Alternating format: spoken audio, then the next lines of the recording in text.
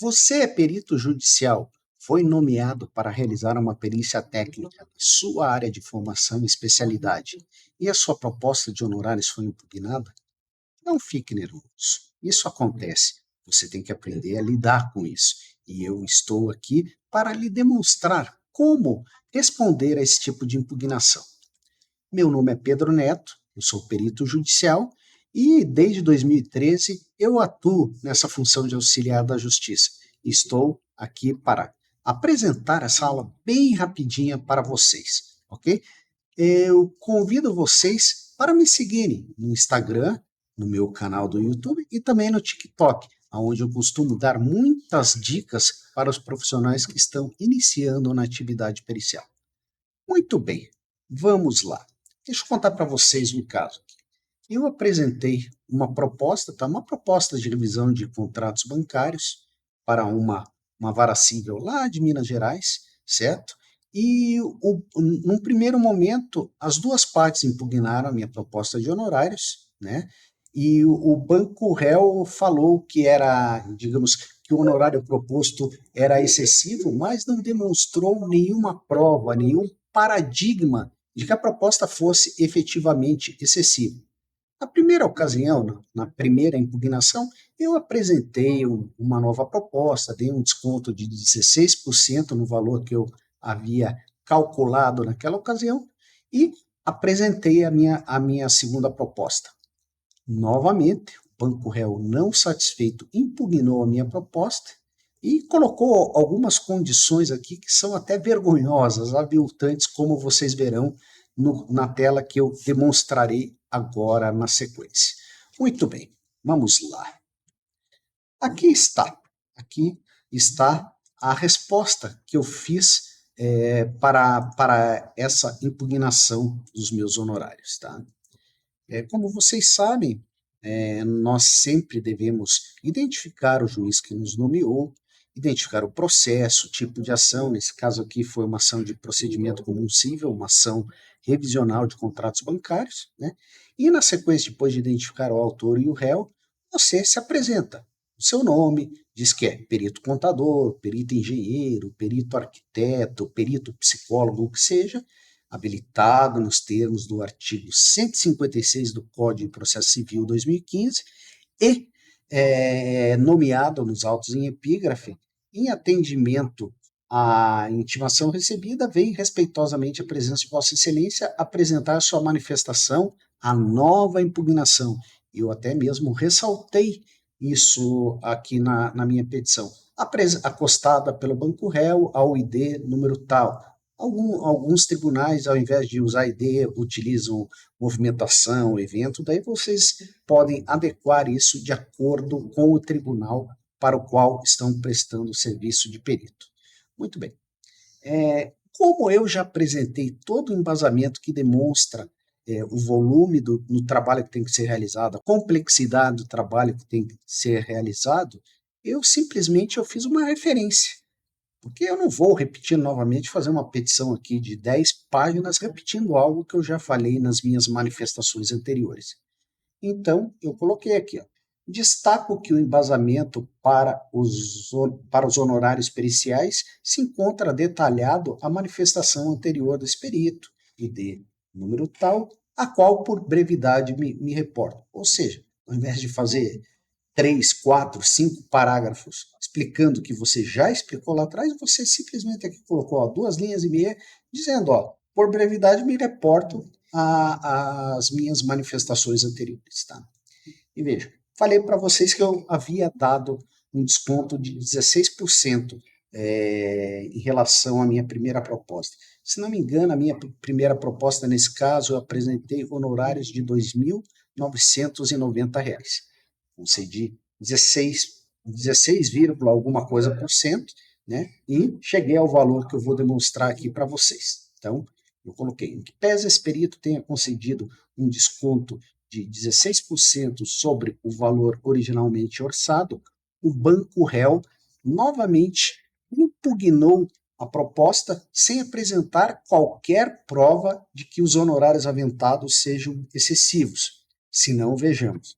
Eu colei aqui na sequência, eu Vou ler aqui uma parte da petição do Banco Réu, dizendo: entende a parte réu que os honorários foram propostos em valor demasiadamente excessivo, devido à não complexidade do exame pericial ser realizado, bem como as perícias judiciais em casos assemelhados não apresentam essa quantia fixada.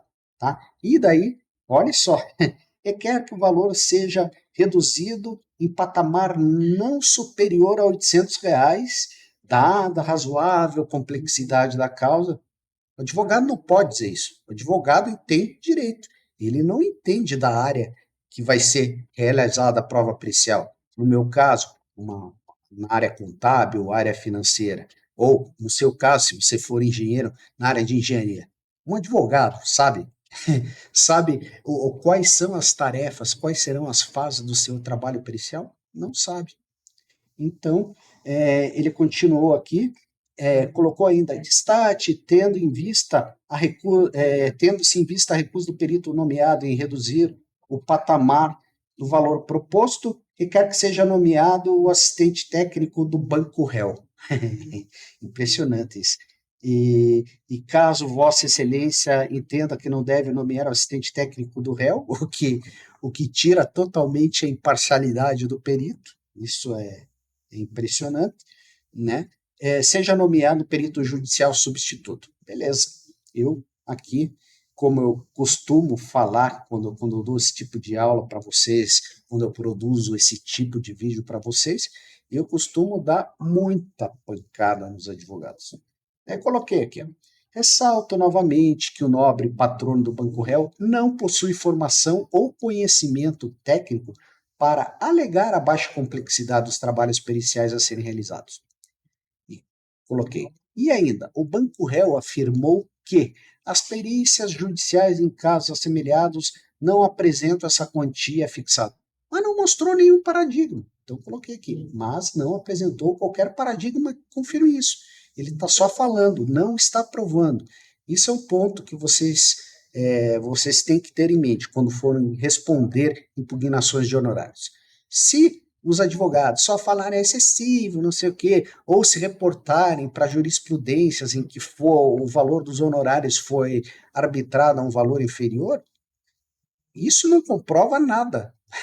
Principalmente se eles não indicarem o número do processo, tá? Cada perícia é única, cada perícia tem a sua complexidade, volume de trabalho específico, e isso deve ser considerado por você, perito, na hora que vai fazer a sua proposta. Para quê? Para que possa apresentar um valor de honorários justo face à complexidade e volume de trabalho que você terá, né?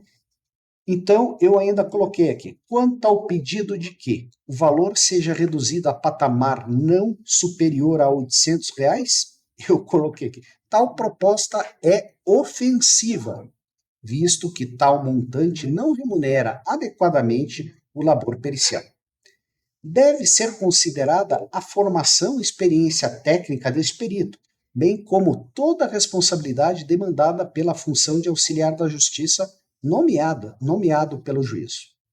Vejam, o perito, como eu já disse para vocês diversas outras vezes aqui no meu canal, né? O perito ele tem as suas responsabilidades. Se ele falar alguma besteira lá e que foi comprovado que ele cometeu um equívoco técnico e ele não corrigiu, ele está, digamos assim, ele pode sofrer sanções jurídicas também, judiciais, pode incorrer em riscos cíveis e até mesmo criminais, dependendo do que ele fale de forma inadequada. Aí eu fui para outro ponto aqui que o banco também fez uma requisição. Em relação à possibilidade de receber o valor assim exposto apenas ao final da demanda, este signatário informa não ser possível, tendo em vista que a atividade pericial é sua principal fonte de renda e, portanto, seus honorários devem ser tidos como verba alimentar, né? Ou seja, eu já fiz quase 100 perícias de justiça gratuita. Algumas eu fiz há quase 10 anos atrás, não recebi até hoje, ainda estou lá, o processo ainda está, eu não recebi até hoje. E esse é o risco que nós, peritos, assumimos quando concordamos em receber apenas ao final. Se for uma nomeação a JG, também já falei isso para vocês antes, né? Tudo bem, porque daí a parte que pediu a prova pericial, ela recebeu a gratuidade, ela não vai pagar essas custas processuais, né? O Estado, caso ela perca, somente em caso que ela perca o processo, o Estado do tribunal, né? Por exemplo, aqui eu atuo no Paraná. Se uma parte beneficiada pela JG perder o processo, o Tribunal de Justiça do Paraná só vai pagar os meus honorários limitados à resolução 232/2016 do CNJ após o trânsito em julgado da demanda. Ou seja, aí, por exemplo, digamos que você, aqui nesse caso que eu orcei R$ 2.500, a perda não seria tanta, porque você pode pedir a majoração dos seus honorários em até 5 vezes o valor da tabela, que 5 vezes o valor da tabela corrigido pelo IPCAE, né, em janeiro de cada ano, hoje dá uns R$ 250, então daria R$ 2.250. Ou seja, eu perderia só R$ 250, que não é tanto, né? Mas, em caso, tem alguns tribunais que não permitem essa majoração, e daí, de repente, o perito vai receber no final só R$ 400, R$ 500. É bastante complicado. Mas não vou fugir mais do objetivo do nosso vídeo de hoje. Muito bem, o que mais? Falei aqui com relação ao pedido de substituição. No que se refere ao pedido de substituição do perito em caso de recusa das propostas aviltantes de redução de honorários e recebimento ao final da demanda, não merece apreço por parte desse douto juízo, levando em conta todos os argumentos apresentados nos parágrafos retos, motivo pelo qual requer a homologação dos honorários anteriormente propostos e o depósito de tal valor em juízo, conforme dispõe o artigo 95 do CPC, que é o CPC 2015.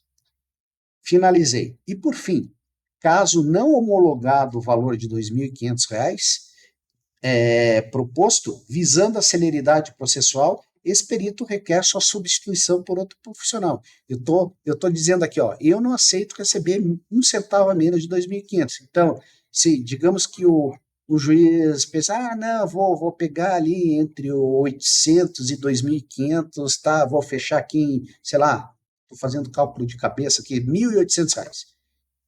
Vou arbitrar em R$ 1.800, ele nem perca tempo de me intimar novamente, que vai levar uns 15 dias para eu responder essa impugnação, e assim o andamento do processo será comprometido. Muito bem. Sendo que cabe no momento, pede deferimento apresentando votos de elevada estima e distinta consideração. Portanto, gente, não é difícil responder impugnação de honorários. Tá? Existem casos que, logicamente, isso pode ser um pouquinho mais complicado quando as partes apresentarem subsídios demonstrando que aquela tua proposta está realmente um pouquinho acima dos valores que são praticados para perícias da mesma modalidade.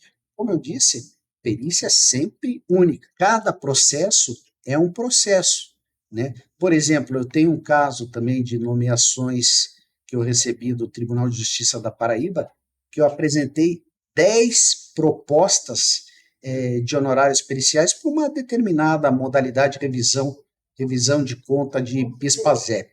Né? Até a maioria delas está aguardando julgamento de recurso repetitivo no STJ. Né?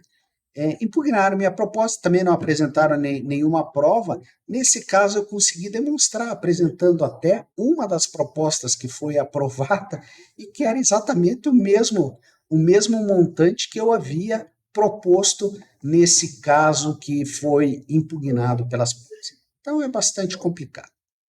Pois bem, gente, hoje eu fico por aqui. Meu nome é Pedro Neto, sou perito judicial e caso você tenha alguma dúvida, pode entrar em contato comigo, ok? Um grande abraço e até o próximo vídeo.